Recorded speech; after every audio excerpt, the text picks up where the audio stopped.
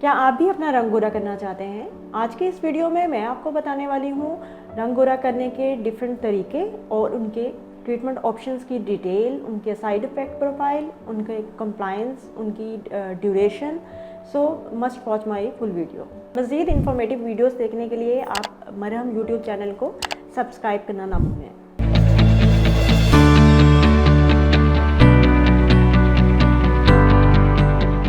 Assalamu alaikum. I am Dr. Sara Ahmed, dermatologist, cosmetologist and aesthetic physician. I have done fellowship in dermatology from College of Physicians and Surgeons, Pakistan. मैं पिछले 6 साल से social security hospital Lahore में as a consultant काम कर रही हूँ। Being a dermatologist I have come across a lot of patients who are just obsessed with fair complexion. और एशियन स्किन में, जिसमें कि पाकिस्तान, इंडिया, बांग्लादेश, ये सारी कंट्रीज़ इंक्लूड हैं, इनके अंदर देखा गया है कि गोरी रंगत का बहुत ज़्यादा ऑब्सेशन पाया जाता है। इस वीडियो में मैं आपको बताऊंगी वो क्या क्या ट्रीटमेंट ऑप्शंस हैं, वो क्या क्या पॉसिबिलिटीज़ हैं जिसके थ्रू आप अपने कॉम्प्लेक्शन को बेहतर तो कर सकते हैं, एक स्टेप इन्हेंस तो कर सकते हैं, लेकिन स्किन वाइटनिंग का वर्ड यूज़ करना किसी हद तक गलत है। मैंने ये भी देखा है कि हमारे पास बहुत से पेशेंट्स आते हैं जो कि ओवरनाइट वाइटनिंग का क्लेम करते हैं और वो किसी हद तक ठीक भी होते हैं, क्योंकि वो जिस तरीके से वाइटनिंग ट्रीटमेंट का इस्तेमाल करते हैं वो बेसिकली सेल्फ ट्रीटमेंट होती है, और जिस चीज़ों का वो इस्तेमाल किया जाता है वो बेहद ख़तरनाक होती हैं। ये चीज़ मैं आपको इस वीडियो के एंड में बताऊंगी कि वो क्या क्या चीज़ें हैं जो आपने मद्देनज़र रखनी है अपनी ट्रीटमेंट, चाहे आप खुद करवाएं, चाहे आप किसी डर्मेटोलॉजिस्ट से करवाएं, चाहे आप मेडिकल स्टोर पे जाके ओवर द काउंटर मेडिकेशन करें। सबसे पहले बात कर लेते हैं कि स्किन टैनिंग होती क्या है और ये एशियन स्किन में ही डार्क क्यों होती है। तो उसकी एक जो मेन पैथोलॉजी है वो है एक ख़ास ब्राउन कलर का पिगमेंट जिसको मेलानिन कहा जाता है, जो कि हमारे स्किन के टिश्यू के खुलियों के अंदर बनता है।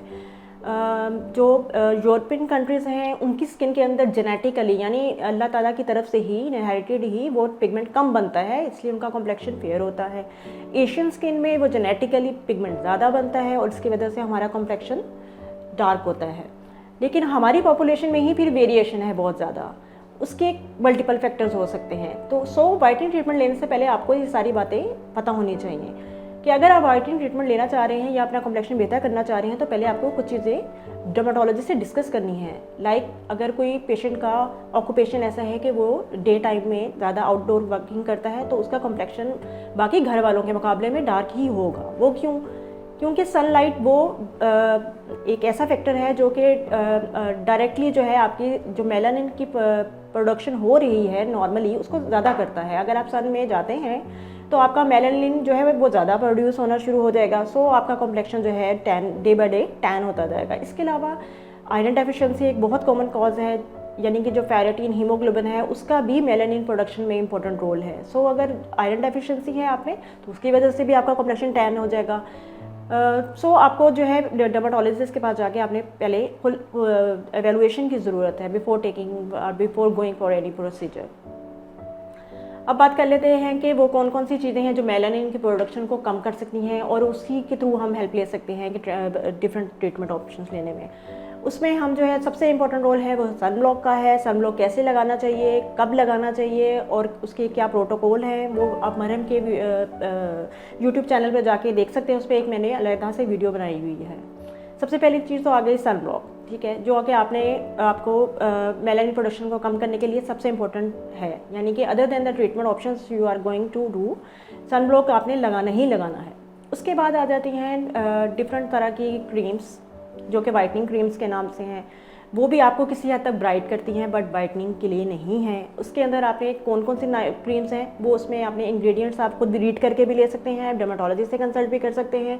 उसके अंदर kojic acid, azelaic acid, mandelic acid, vitamin C, ascorbic acid, alpha arbutin और भी बहुत से इंग्रेडिएंट्स हैं जो कि कॉम्प्लेक्शन को इम्प्रूव करने के लिए, टोन इम्प्रूव करने के लिए हैं। वो आप as a night cream use कर सकते हैं, यानी नाइट टाइम में यूज़ करें। उसके साथ आप विटामिन सी जो है वो सीरम फॉर्म में भी ले सकते हैं। क्रीम्स के अलावा जो है सनब्लॉक हो गया जो कि डे टाइम में है। इसके अलावा जो है पील्स हैं जो कि बहुत सारे ट्रीटमेंट ऑप्शंस हैं, उसमें डिफरेंट तरह की पील्स होती हैं, लेकिन वो it to 2 to 3 weeks to show its result. तो अगर आपने कोई भी इवेंट है, इस पर जाना है या शादी है या कुछ है, तो उससे 2 से 3 महीना पहले आप ये पीलिंग ट्रीटमेंट लेना शुरू करें। तो उसका फिर आपको रिजल्ट्स आना शुरू होंगे।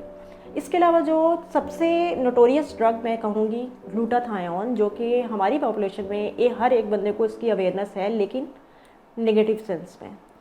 ग्लूटाथायोन जो है वो बेसिकली एक एंटीऑक्सीडेंट है जो कि टॉक्सिक रेडिकल्स को, चाहे वो स्किन के अंदर बन रहे हों, चाहे वो किसी भी बॉडी के ऑर्गन में बन रहे हों, उनके अगेंस्ट फाइट करता है।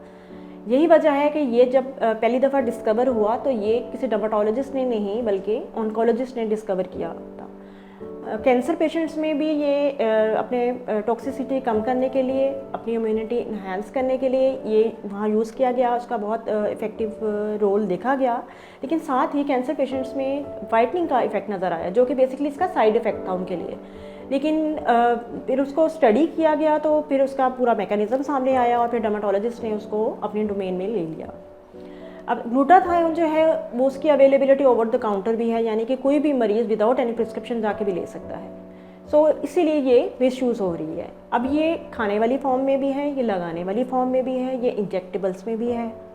ये अपना जो भी मैकेनिज़्म करती है ये अपने ब्लड में जाने के बाद अपना काम शुरू करती है। सो अगर आप खाने वाली टैबलेट्स की फॉर्म में ले रहे हैं तो मैं ये एक बात आपको यहाँ पे मेक श्योर कर दूँ कि इसकी एब्जॉर्प्शन बहुत कम होती है, उस लेवल तक होती ही नहीं है कि ये अपना रोल प्ले करे, यानी कि वो वाइटनिंग का इफेक्ट शुरू भी करे। सो जो ओरली ले रहे हैं, अगर कोई पेशेंट ले रहा है और वो without any prescription dermatologist opinion के बगैर ले रहा है तो वो उसको लेने का कोई फ़ायदा नहीं है, it's just waste of money. हाँ, जो लगाने वाले ग्लूटाथायोन है जो सीरम्स फॉर्म में है वो किसी हद तक फ़ायदेमंद है अगर वो under the supervision of dermatologist ले रहे हैं, यानी कि वो किसी प्रोसीजर के थ्रू अगर वो लगवा रहे हैं, लाइक मीज़ोथेरेपी है, माइक्रो नीडलिंग विद डर्मापेन है, PRP है, अगर वो इन प्रोसीजर्स के थ्रू ग्लूटाथायोन सीरम यूज़ कर रहे हैं तो वो किसी हद तक बेनिफिशियल है। फिर बात कर लेते हैं इंजेक्टेबल्स का।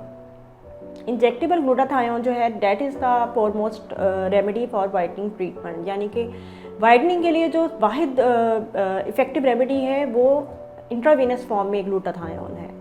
बाकी सारी ट्रीटमेंट ऑप्शंस जो हैं वो सिर्फ स्किन ब्राइटनिंग या फिर अनइवन स्किन टोन के लिए होते हैं।